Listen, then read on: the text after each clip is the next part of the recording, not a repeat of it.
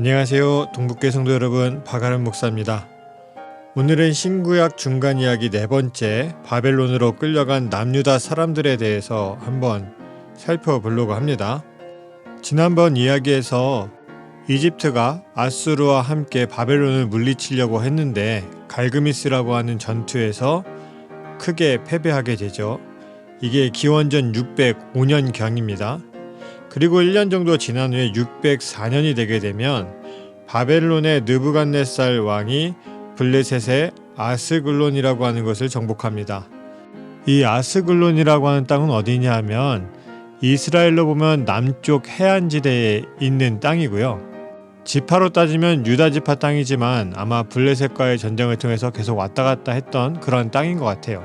거기까지 바벨론이 진출했다라고 하는 것은 이미 팔레스타인 그 이스라엘 땅을 쉽게 통과할 수 있을 입장이 되었다는 거고, 그리고 앞으로 이집트로 더 나아가겠다라고 하는 의지를 보여주는 게 아스글론이라고 하는 땅을 차지한 겁니다. 이때 블레셋의 지도계층 사람들도 사로잡혀서 바벨론으로 많이 끌려갔습니다. 그리고 기원전 601년이 되면 이집트의 느고와 바벨론의 느부갓네살이 다시 한번 전쟁을 일으키게 되는데, 이때는 이집트의 경계 지역에서 전쟁을 했습니다. 근데 서로 누가 이겼다라고 이야기하기 어려울 정도로 서로 큰 손실만 입게 되었고, 이때 느부갓네살은 퇴각하게 되고, 이때 이집트는 잠시 시간을 벌게 되는 겁니다. 이제 이스라엘의 입장에서 보게 되면 북쪽이나 혹은 동쪽에 바벨론이라고 하는 거대 제국이 있는 것이고, 남쪽 혹은 남서쪽이라고 이야기할 수 있는 이집트가 밑에서 버티고 있으니 이스라엘이 참 난감하게 된 거죠. 어차피 바벨론이나 이집트는 이스라엘이라고 하는 나라의 자체에는 관심이 없습니다. 이스라엘 땅이 안타깝게도 가운데 끼게 되면서 이집트와 바벨론이 부딪히는 데 있어서 전쟁터가 될 수밖에 없는 그러한 지정학적인 문제가 있는 거죠. 이럴 때일수록 가운데서 역할을 잘 해야 이스라엘 같은 작은 나라는 살아남을 수가 있습니다. 그런데 남유다의 여호야김이 상황 판단을 잘못하게 되는 거죠. 이집트의 원조를 구하게 되면서 바벨론 입장에서 보게 되면 반역 행위를 하게 된 거예요. 기원전 605년에 바벨론으로 1차 포로를 보내면서 억지로 맺었던 조약이 있습니다. 주요한 인물들이 끌려가다 보니까 당연히 바벨론에 충성을 다한다라고 하는 억지 조약을 맺게 된 거죠. 그런데 여호야김이 이집트의 원조를 구하게 되면서 바벨론을 배반한 것처럼 되어버렸습니다. 이때의 느부갓네살은 이 지역에서 조종할 수 있었던 아람, 모압, 암몬 군대를 남유다로 먼저 보내서 남유다와 전쟁을 치르게 만듭니다. 왜 바벨론에서 직접 오지 않았을까 생각해보면 제 생각에는 아무래도 바벨론은 이집트와 전쟁을 크게 치른 지 얼마 되지 않았고, 이전에는 갈그미스에서 이집트와 아수르를 물리치기는 했지만 여력이 많이 남아있진 않았던 것 같아요. 조금은 힘을 비축해야 되는 그런 상황이 있었던 것 같습니다. 굳이 바벨론이 와서 싸울 필요가 없이 주변에 점령하고 있었던 다른 민족을 통해서 이 이집트를 공격하게 만드는 거죠. 기원전 598년이 되게 되면 남유다의 왕이었던 여호야김이 죽게 되고요. 여호야김의 아들이었던 18살의 여호야긴이 남유다의 왕이 되게 됩니다. 이때 느부갓네살이 아람, 모압, 암몬 군대를 보내가지고 남유다를 공격했는데 결국은 이집트에서 조금도 도와주지 않았습니다. 사실 도와주지 못했는지도 몰라요. 왜냐하면 도와주고 싶었을 겁니다. 이집트 입장에서는 이때의 힘을 잘 발휘해서 이스라엘을 이집트의 편으로 끌어들일 수 있으면 바벨론을 쉽게 견제할 수가 있습니다. 그런데 지금 바벨론이 이스라엘을 위협하고 있는데 전혀 도와주지 못했던 것은 도와주고 싶어도 도와주지 못했던 거예요. 이전에 바벨론과 싸우고 난 후에 여전히 회복되지 않은 거죠. 그리고 나서 결국 바벨론의 느부갓네살이 다시 재정비를 한 다음에 예루살렘으로 직접 내려오게 됩니다. 그리고 이때에 남유다의 왕이었던 여호야긴과 왕후, 왕자, 신복들 그리고 예루살렘 성전의 보물들까지 모두 챙겨서 바벨론으로 가져가 버립니다. 우리는 이것을 바벨론의 2차 포로라고 흔히 이야기합니다. 이때 약 1만 명 정도가 끌려가게 됐고요. 이 1만 명의 사람들 중에서는 선지자 에스겔과 예루살렘의 핵심 브레인이라고 이야기할 수 있는 어떤 군대에 있었던 사람들, 어떤 기술자들, 대장장이들 이러한 사람들을 많이 끌고 갔어요. 그러면 예루살렘에는 어떠한 사람들만 남았는가? 별로 사회적으로 기술이 없거나 큰 도움이 되지 못하는 그냥 보통의 사람들만이 남게 된 거죠. 알맹이만 쏙 빼간 겁니다. 그리고 나서 느부갓네살 왕은 여호야긴을 데려갔으니까 여호야긴의 삼촌 요시야의 세 번째 아들 마따니아라고 하는 사람을 바벨론식으로 이름을 개명해서 시드기야라고 바꾸게 됩니다. 그리고 남유다의 왕으로 세우죠. 우리로 이야기하면 창씨 개명시킨 거예요. 그럼 시드기야라고 하는 이름 자체가 굴욕적인 거죠. 또 이 마따니아가 자기가 원했는지 원하지 않았는지 몰라도 어쨌든 시드기야라고 하는 바벨론의 이름을 가지고 남유다의 왕이 되었는데 이 사람 입장에서도 참 난감했을 겁니다. 당연히 남유다 백성들에게 인정받지 못할 수밖에 없었고 또 바벨론조차도 자신들이 왕을 세워놨지만 그렇다고 해서 왕으로 인정한 게 아니라 그냥 자신들의 앞잡이 정도로만 생각했던 것 같아요. 그래서 바벨론에 발견된 고문서에도 보게 되면 시드기야 대신에 여호야긴을 유대의 왕이라고 기록하고 있다고 합니다. 그러면 이렇게 왕이 된 시드기야가 앞으로 해야 될 건 무엇이겠습니까? 이 남유다 사람들이 자신을 왕으로 인정할 수 있을 만한 어떠한 일을 해야 되는 거죠. 그래서 모든 힘이 자신에게 집중될 수 있도록 만들어야 되는 거예요. 그래서 벌린 일이 무엇이냐면 바벨론에 항복하라고 조언하는 예레미야와 끝까지 대립을 하게 되고요. 그래서 바벨론에 저항하는 모습을 보여줍니다. 물론 시드기야가 바보 같고 멍청해서 이러한 일을 벌였다고는 생각하지 않습니다. 예레미야의 이야기를 듣고 사실 그 당시에 남유다 사람들은 찬성할 수가 없었어요. 이 이스라엘이라고 하는 하나님의 나라가 이방인으로부터 무너져야 된다라고 하는 것을 인정할 수가 없는 거죠. 당연히 인정할 수 없었을 겁니다. 그러니 그곳에서 살아남고 또 왕의 지위도 얻을 수 있는 그러한 방법이 무엇인가? 바벨론에 대항하는 거라고 생각했습니다. 굉장히 아이러니한 상황이죠. 나라를 지키려고 한 것인데 오히려 하나님의 뜻에 반하는 그러한 결과를 낳게 되는 거죠. 그래서 이 시드기야 왕은 또다시 이집트의 원조를 요청합니다. 이 계속해서 이스라엘이 이집트에 집착하는 모습을 보여주는데 정확하게 왜 그랬는지는 모르겠습니다. 그러나 우리가 마치 옛날에 미국을 굉장히 좋은 땅, 거기 가면 무엇이든 이룰 수 있는 땅이라고 생각했던 것처럼 아마 이 조상들로부터 들었던 이집트의 멋진 모습이 그들의 마음에 새겨져 있지 않았을까. 그래서 어떠한 때라든지 이집트를 통하면 뭐든지 할 수 있을 것만 같은 그러한 막연한 기대감이 있지 않았을까, 그런 한번 생각을 해보게 됩니다.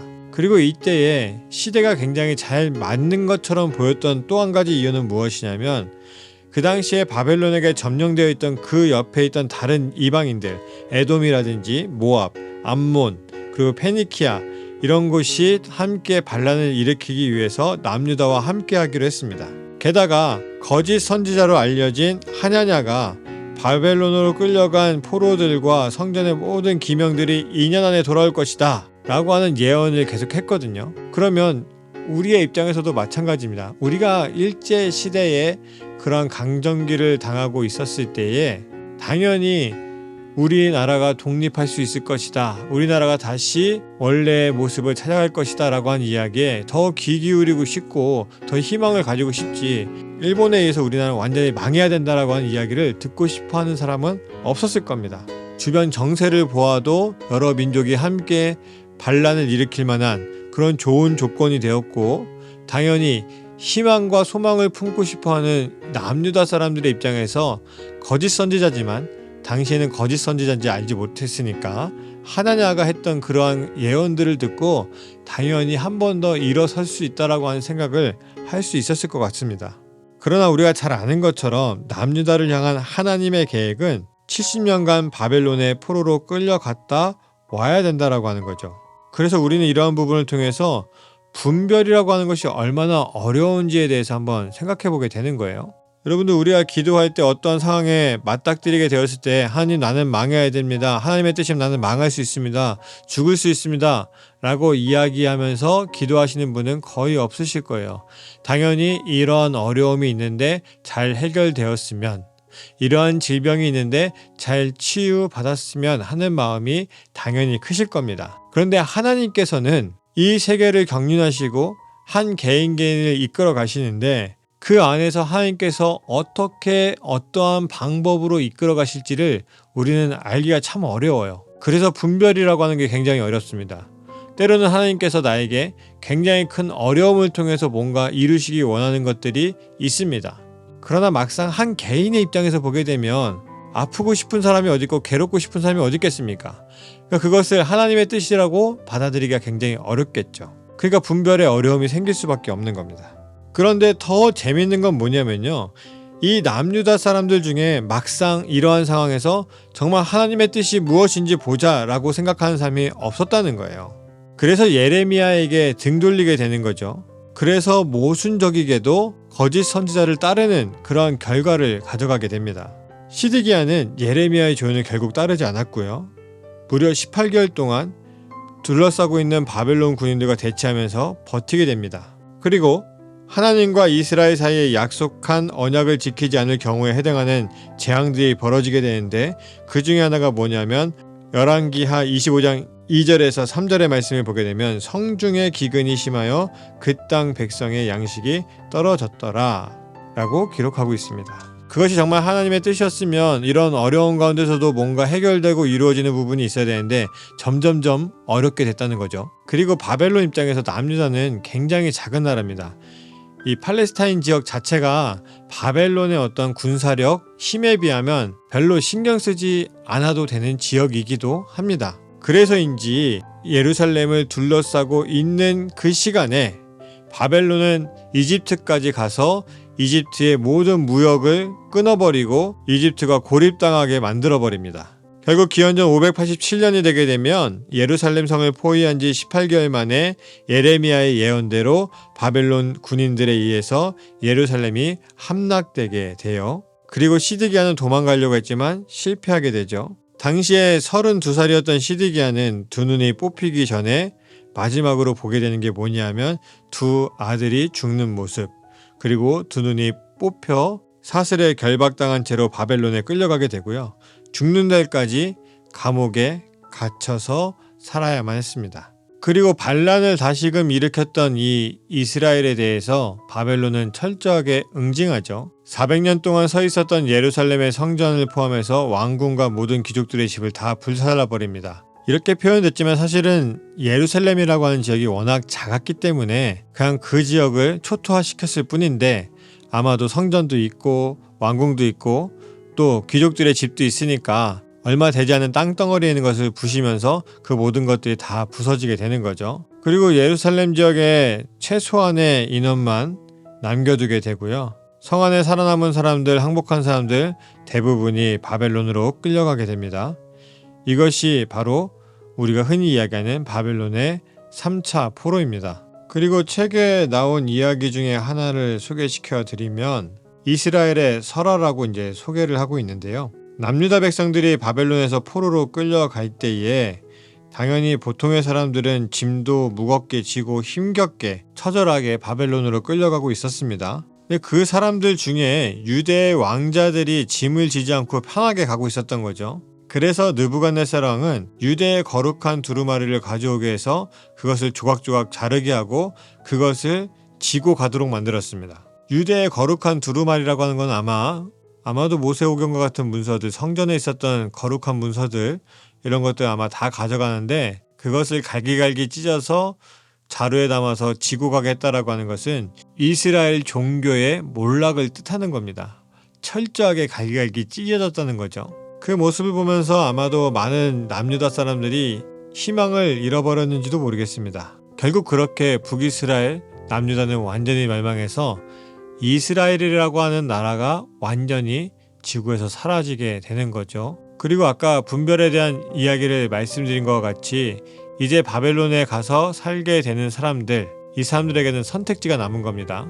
이제 하나님을 포기하고 바벨론의 신을 믿으며 살아갈 것이냐, 아니면 이럼에도 불구하고 하나님을 향한 믿음을 포기하지 않고 살아갈 것이냐, 이것을 하나님의 뜻으로 받아들일 것이냐 아니냐, 이 문제에 대해서 제대로 된 분별을 해야 되는 상황이 오게 된 겁니다.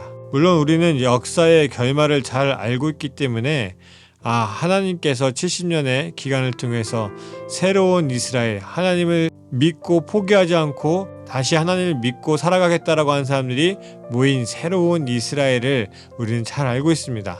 하지만 이 당시 사람들에게는 큰 분별의 문제였던 거죠. 그래서 끝까지 분별한 자에게는 다시 돌아올 수 있는 기회, 새롭게 하나님의 나라에서 살아갈 수 있는 기회를 얻게 되는 것이고, 그렇지 못한 사람들은 영원히 그 역사 속에서 유대인이라고 하는 이름 혹은 이스라엘이라고 하는 이름에서 완전히 사라지게 됩니다. 오늘은 여기까지이고, 오늘 바벨론으로 끌려간 남유다 사람들에 대한 이야기를 잠시 나누었습니다. 우리 성도님들도 분별에 대한 이야기를 통해서 우리 삶의 역사하시는 하나님께서 우리에게 어떻게 행하시고 이루어 가시는가에 가장 중요한 것은 하나님께 여쭈어 보는 것, 때로는 인내하면서 하나님께서 보여주실 때까지 기다릴 수 있는 것, 그것이 우리에게 가장 필요한 자세가 아닐까. 또 포기하지 않는 믿음을 통해서 이루어 나가는 삶도 우리에게 가장 중요한 신앙의 자세일 것 같습니다. 오늘은 여기까지 하겠습니다. 감사합니다.